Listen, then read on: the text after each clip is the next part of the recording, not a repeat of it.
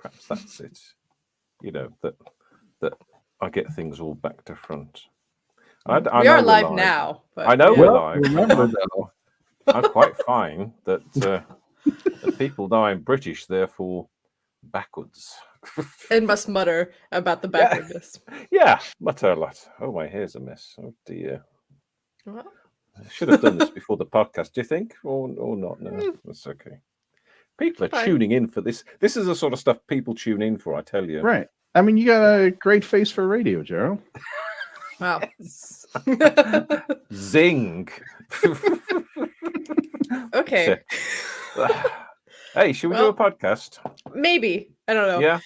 Yeah, we could. But now I just want to hear more about just random zingers. Okay. So yes. I was like, I almost forgot what I say at the beginning because of this. Okay. Yeah, this conversation we're having. Yeah. It's fun. We haven't been together for 2 weeks. Hmm. Long time. This is Literary Roadhouse. One short story once a week. I'm Anise. I'm Gerald. I'm Andy. Okay. Wow. Got through that okay. Phew. Yeah. Is that it? Can we Gerald's a go little now? echoey, but I'm hoping it's just a Am I? streaming thing.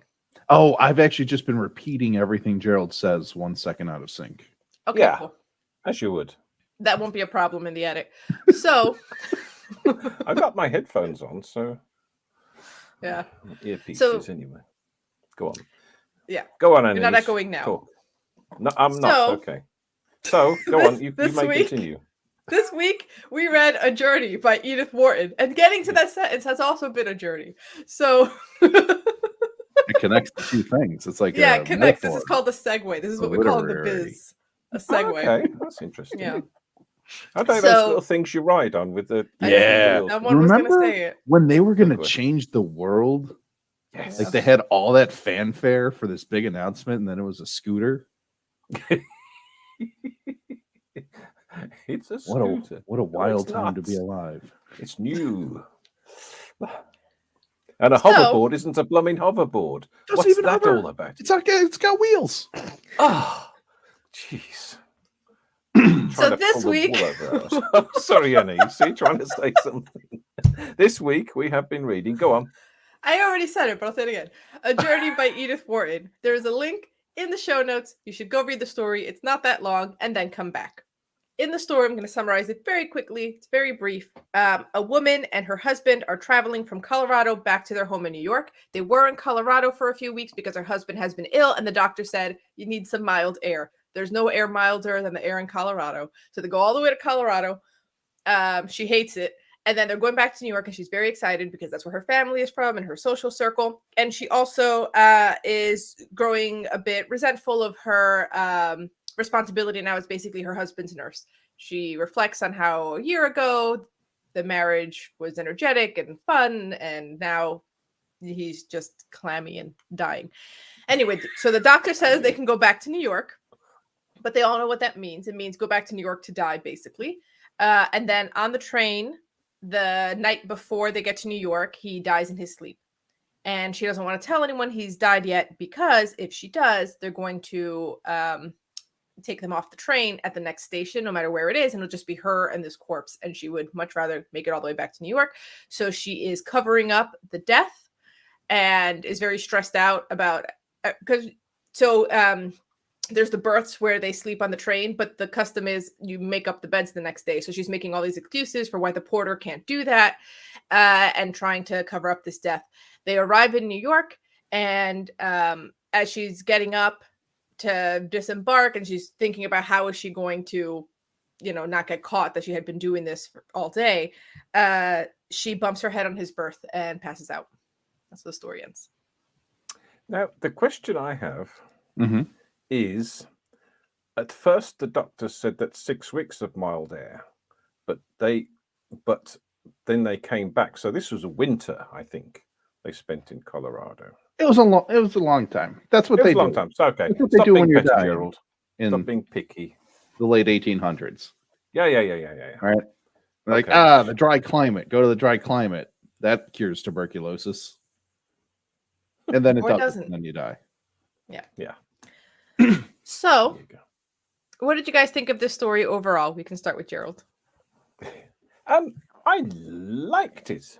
I don't normally like old stuff, but I liked this. It wasn't too word. Sometimes old stuff can be too wordy, and the sentence is too long, and it hurts my brain to try and read it all. But this was really good. Although it's a little bit. I mean, I know there's themes, change and loss and all that sort of stuff, but I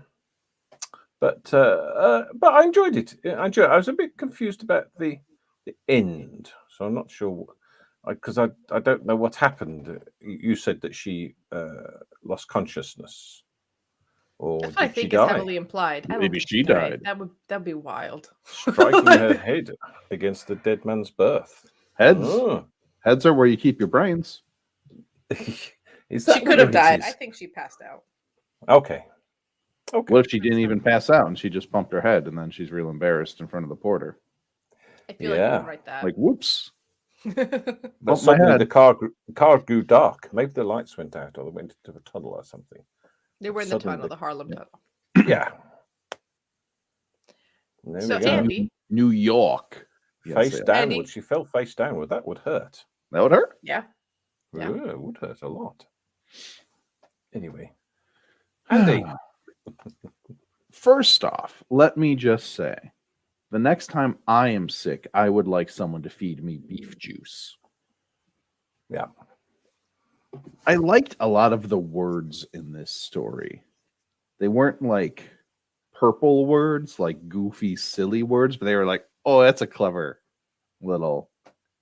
Right? There's like a night silence. Ooh, night silence is a good phrase. Like nightless silence, yeah. I don't know. Overall, like the end felt like it petered out. Like the whole bit after the husband died felt like real. Oh, we're ratcheting up this tension for some reason now. I don't know.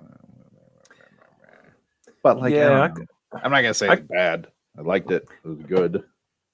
I get the thing about that. She was anxious not to say anything because then they'd be turfed off the. It's a bit cruel, isn't it? Your husband's died, so you get off the train and stand on a platform on your own with a dead body, which is a bit weird.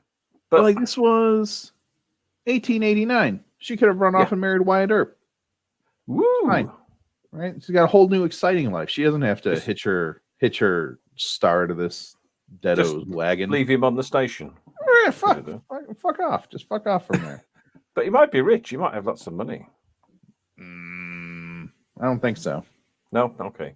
No. Well, if you spend a long time you pack up your stuff and spend a long time in Colorado. They have money. I don't know. They got a lot of money. She wants to like show off her new dresses. Yeah. Yeah. I mean, they're moneyed.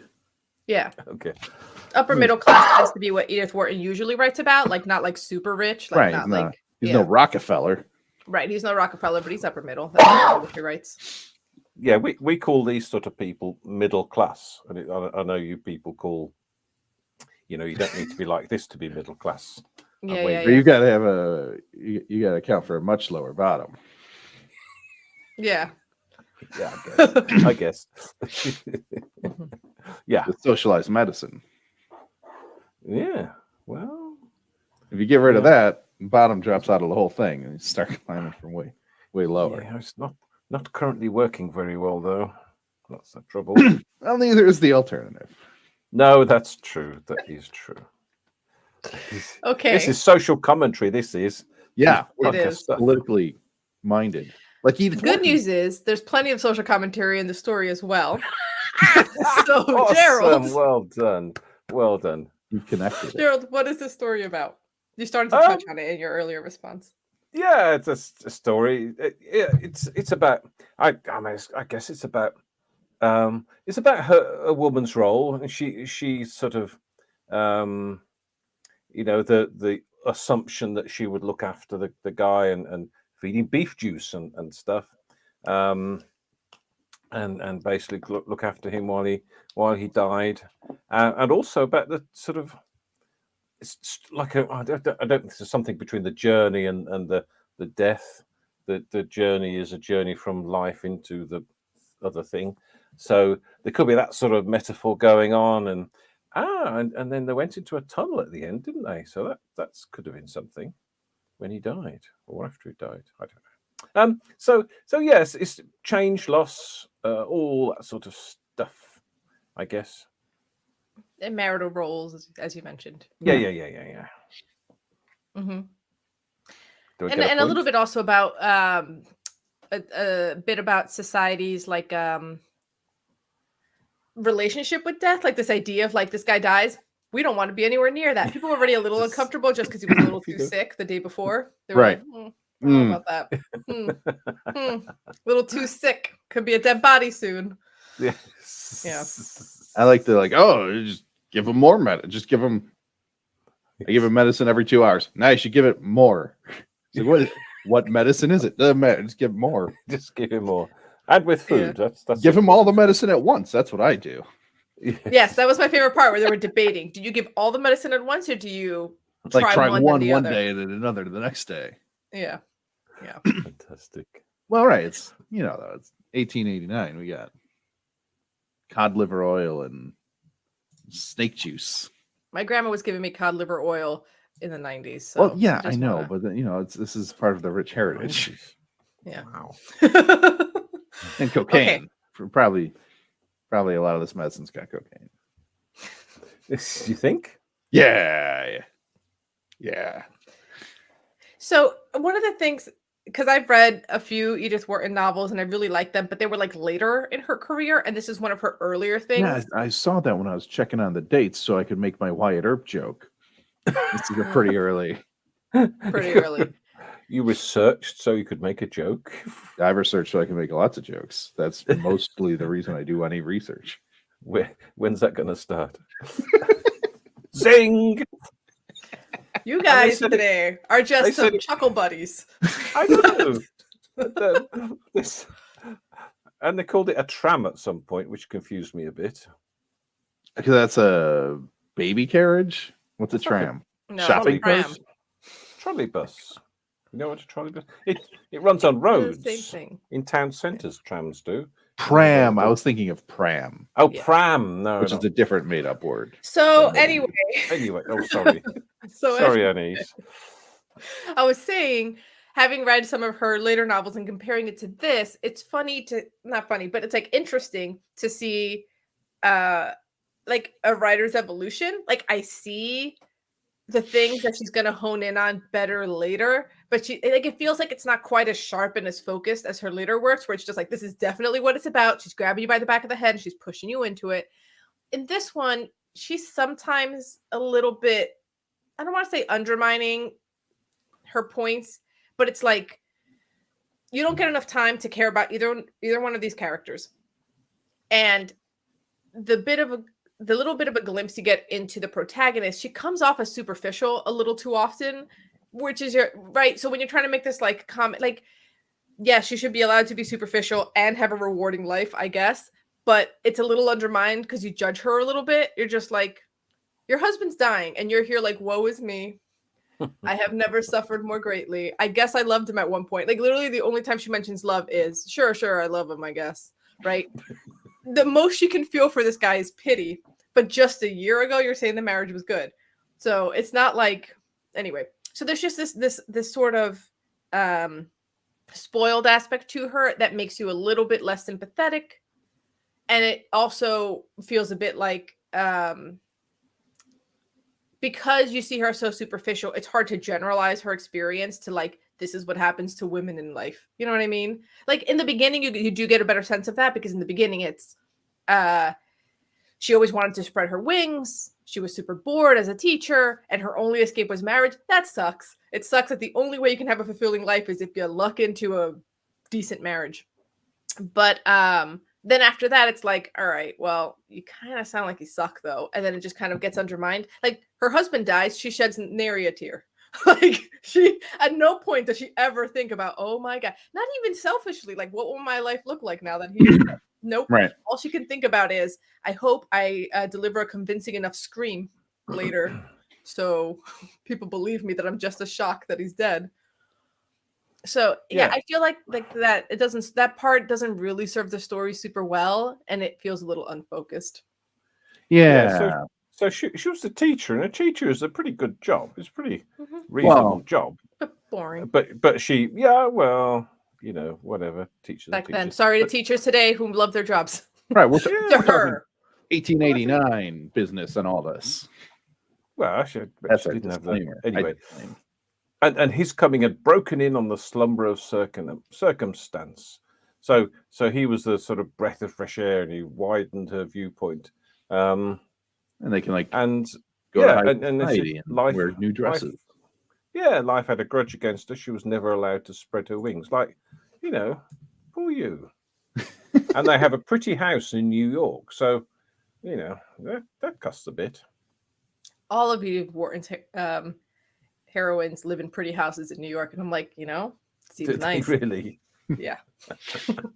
I really liked Age of Innocence.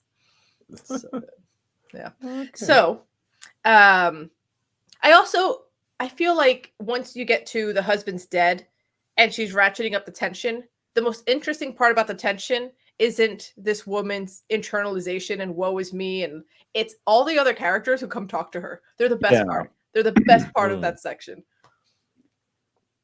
The busybody motherly woman who's just like, should we give him his medicine? Now, where did this we come from? Out of nowhere. Like, Yes.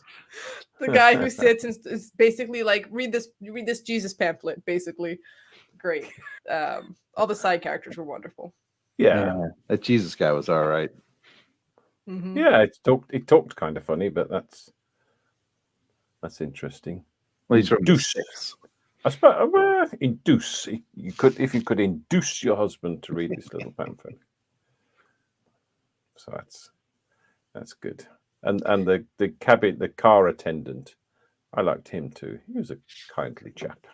The porter with the milk. A porter, that's what it was. Mhm. And what are you gonna do with the milk? I guess I'll drink it. That was a good bit. I like that bit. This story made me look up calling cards that people used back in the day, because like I feel like I've always just like known vaguely that this exists. I'm like, there's probably so much more to this than I realized. Like all the etiquette around how and when you're supposed to leave a card and what the proper response is. Apparently, if you get a response in an envelope, that means they don't want you to visit. Why? What? I don't know. I went deep. And then I started looking at designs. So over time, like when printing was starting to get pretty good, they would have all these elaborate, colorful designs on one side that kind of are reminiscent of like really tacky checkbooks. That's like, here's some flowers, right? It's the same thing. Like people have not changed. It is the same, like personalized, checks. Personalized. It's on one side, it's got like all this ornate stuff, and on the other side it's like your name. So basically like a business card, but you leave it at someone's house when they're not there, to let them know you would like to visit them. And then if they want you to visit them, they will then leave a note at your house when you're not there, so that they know we should at some point visit. That is the etiquette, unless they return it to you in an envelope, then you can't anymore.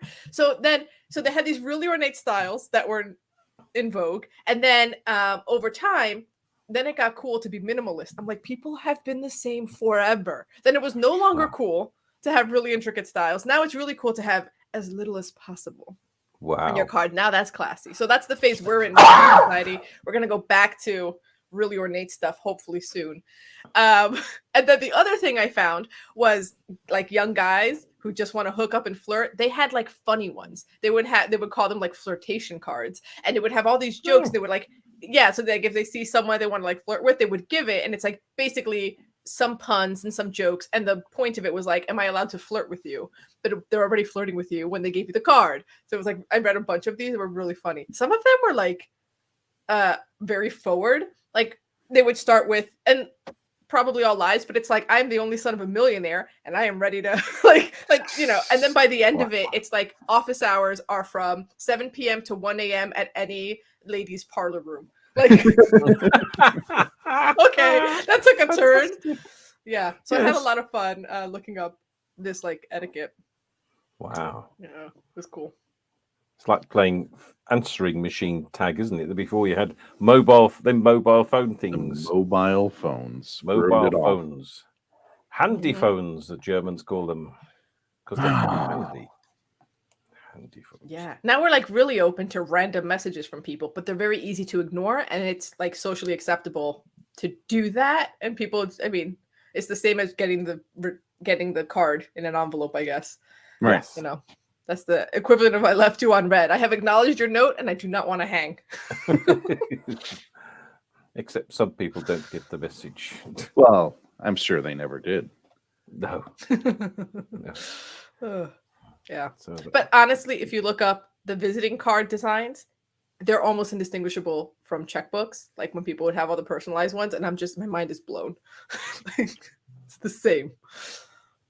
Or Wow. like what I call like have I ever talked about my little I have this joke about the syndicate of internet grandmas who move around from platform to platform creating the same memes and new platforms, right? So they were on Facebook, then they go to Instagram, then they go to WhatsApp, now they're on TikTok, and it's incredible because it's always the same content, but they're just like, you know, adapting to. So I'm like, they must get together and collude because my grandma gets these immediately and starts forwarding them.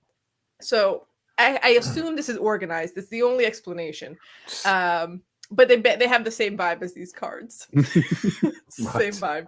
Yeah, my favorite was when I got a TikTok that was olive oil in 3D dancing from like Popeye with just God bless you in glittery letters, a bunch of little like flowers in the background blooming and unblooming, and then thinking of you. Perfect. No notes. Wow. That is a perfect grandma meme. Wow. I'm Amazing. I don't know whether I don't know whether How did I'm they get this pleased good? or I thought Yes. TikTok was still for the tinies.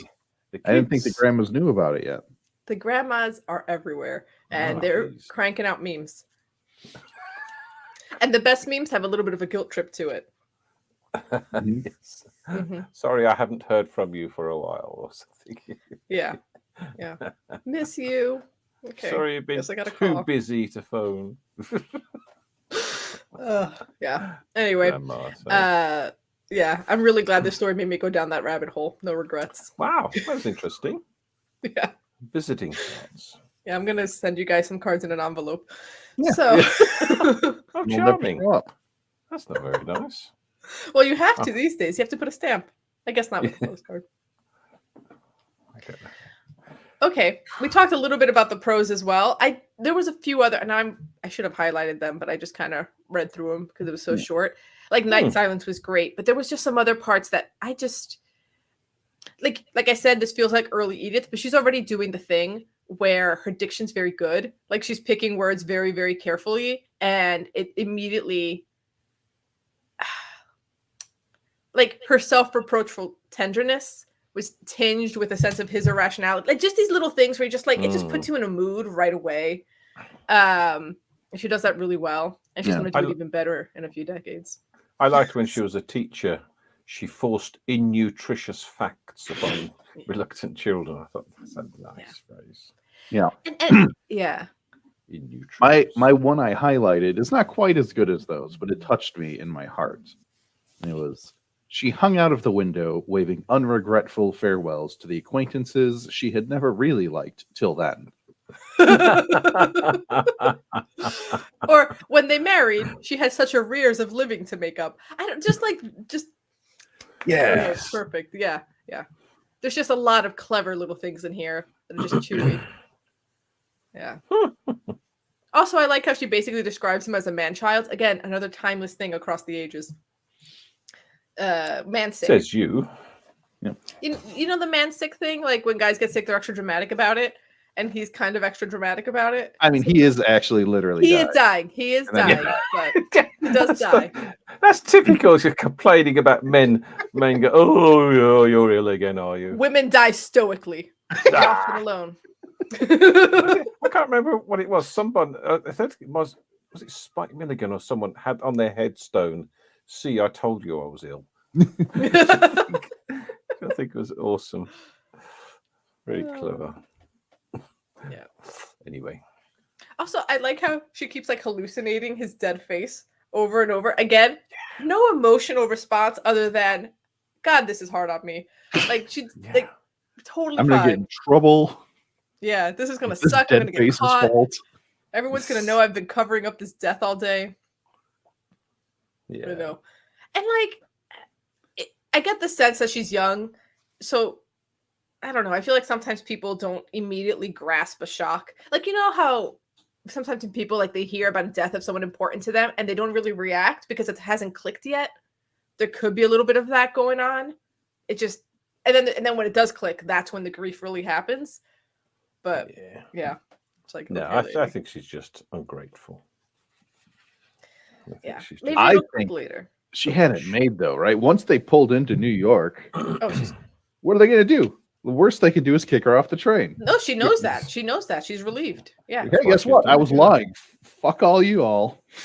Go And home. all No, her but all yeah. her friends and family will sort everything out. She won't Yeah. have to worry about it. and all that tension of like, how am I going to convince everyone? You don't have to anymore. You passed out. Yeah. Amazing. You don't have Right. to do anything. got it And literally, you can say you passed out because you peeked or you saw he was dead, and that's why. No. Even though everyone saw I you. didn't say that. Fuck them. Mm-hmm. They'll probably provide the answers for her. She's a woman. She fainted. Yeah. Yeah. Done. Done. Yeah. Probably suffers from hysterics. Yep. So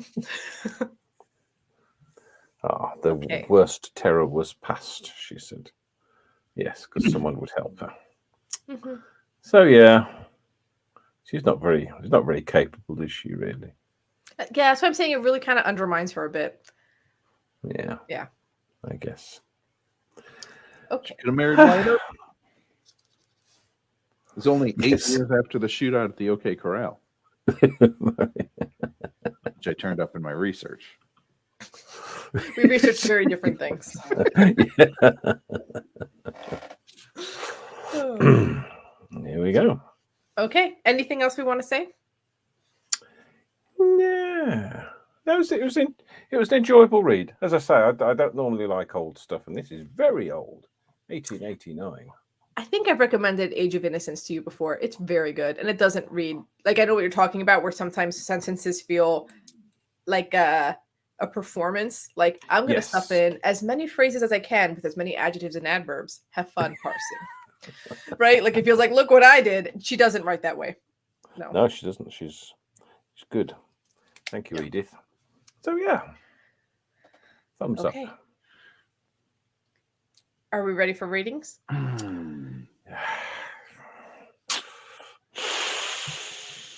These faces. I know. It's I never think about rating until we're here, and then this is right 3. It sounds a bit harsh because I normally rate quite generously, but it was enjoyable and but nothing special. Yeah, I'm having a similar conundrum, right? Just because, like, the whole second half ratcheting up the tension bit, I was like, the interesting part was everyone else reacting, which is also part of the story, but it had so much of her thing. I was like, this isn't doing it for me, Oh, woe is me. right? We're like, we're you know, like we had said, it had already undermined a lot of her character, her. Mm-hmm. Mm. Every I time liked it something a gets lot. tough, she goes to sleep. Yeah, I liked it a lot. I didn't like that part as much. It wasn't super great to read that part. What sort of number do you give to that where some parts are really good and some parts aren't quite as good? You sort of have to do a bit of an average or a mean. I'll or give a a number, Yeah. and then that might help you. So I was originally coming in as a 3 because I did feel a little shrug, but after talking about it on this podcast and seeing you guys like it as much as you did, and pointing out the moments that were really good and clever, I'm bumping it up to a 4.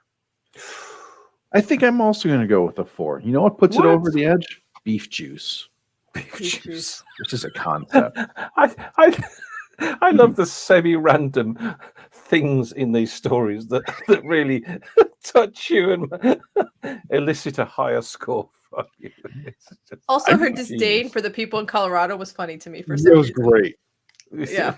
Screw those She hates them. people. There's no one They there were to the envy worst. her and her dress is okay.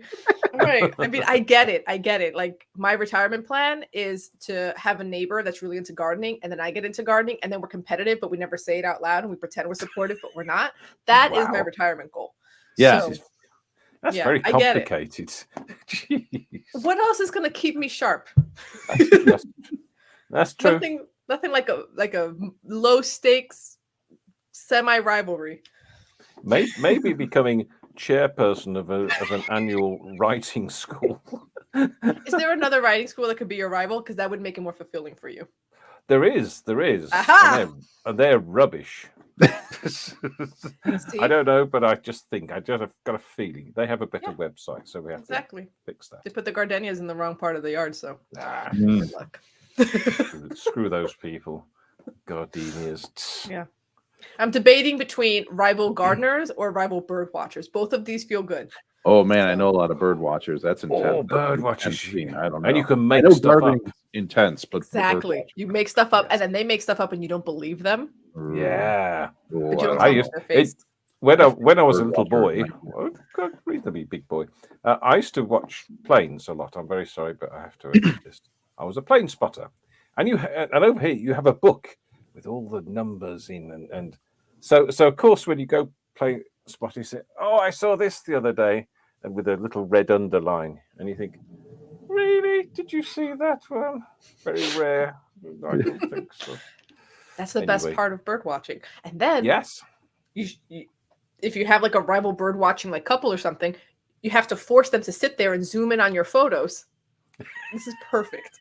or hear you recordings of the bird songs. Oh, yeah. Note to self: if Annie's invites you around for an evening, You're safe now. This is all decades from Yes. now. I like to plan ahead. I'm a planner. Okay, So I'll probably be dead when that happens, then, so that's okay. I no. won't have Yeah, to say God it. willing. Yeah. Andy will be around. We're gonna do this. Yes. It's not my fault. I should come and sit on his shoulder and snigger in his ear. Oh, like an angel. I just thought like Gerald was gonna we're gonna do a piggyback. I'm like, all right. It'll be just like before we record each one of these episodes, where it's like you guys talking as I like run around doing last minute things, but I'm hearing it. Yeah, it'll be the same thing. We should. I mean, record that's actually a that. pretty good retirement plan for me. What? Mhm. I don't want to generalize Gerald as a human. He's a unique person. Okay. But if I were to generalize, I think my retirement plan would be to have some sort of, might I say, cantankerous coot on my shoulder. Yeah, Cantankerous great. feels strong. I don't That'd know be what funny, it is. wouldn't it? it would be Have great. some- I would love just to like bicker Have someone with who's never happy, never liked anything. Everything was wrong. right. You're and not bad. quite cantankerous, Gerald. I wouldn't Yeah, say, but like, Cantankerous is, I would say, performative opinion. curmudgeon. yeah, performative curmudgeon. Performative Pretends he's curmudgeon. grumpy, but not really. Yeah, I've got to put that on my business cards. There you Performative go. or your curmudgeon. calling cards. Your calling I've got like an old checkbook from the 90s. Hmm. Is anybody still listening to this? No. Okay. Okay. Gerald. What are we reading next week, Gerald? Yes. We're going back to Carve magazine. Of course we are. We've been away too long. And we're going to be reading Soon It Will Be Over by Laura Perkins. Okay. I'm looking forward to it because we haven't read Carve in a while. So here we go. Yeah. Hooray. I'm ready. And All it right. doesn't look like a typical. I had a little skim through it. It doesn't look I mean, like you a say that a typical- lot about these. I do. cards. I say that every single time. It's Not just a it's lot. I odd. say None that of them every seem time. like a typical Carve magazine story. And what will it be? A typical Carve magazine story. Maybe not, though. I feel like one Maybe. time it was true. Yeah, maybe. I also like when we read magical realism. It's been years, and Gerald goes, I normally don't like it. It's like, Gerald, you've liked every single one the last 20 times we've read it. So I think you do now. Yes. Maybe I've changed, huh? I don't That's know. right. That This is. podcast changes people. Performative curmudgeons don't change.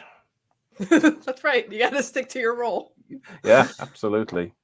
Typecast. Anyway, you've got to do an outro. I do. Okay, gotta stop but before you interrupting go, tell us what you would do if your spouse died on a train in our Facebook discussion group, the Literary Roadhouse Readers. Honestly, really do. I do eventually get notifications. I feel bad sometimes, like people post there, but like it gets lost in my feed and mixed in with other people's stuff. And then I'm just like, I don't want to scroll through my notifications. I got to get better. Anyway, I don't like Facebook. Anyway. No. We, like Wharton's heroine, would like to spread our wings. Support us by leaving a review on iTunes and contributing to our podcast expenses at patreon.com/literary roadhouse. Every bit helps. And as always, share this podcast with the man giving you religious pamphlets on public transit. Until next time, read a good story. Hooray.